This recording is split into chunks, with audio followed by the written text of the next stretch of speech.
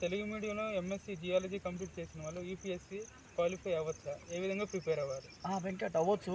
సాధారణంగా మన తెలుగు మీడియం బ్యాక్గ్రౌండ్లో చదివిన వాళ్ళు ఏమంటారంటే జియాలజీ మొత్తం గ్రీక్ వర్డ్స్ ఉంటాయి, మనకి ఇంగ్లీష్ మీడియం చదవలే కదా, మనం అంతవరకు వెళ్ళగలుగుతామా, ఓన్లీ టీఎస్పీఎస్సీ టీఏనో లేకుంటే ఆర్ఐ అది ప్రిపేర్ అవుదామా అని అనుకుంటారు.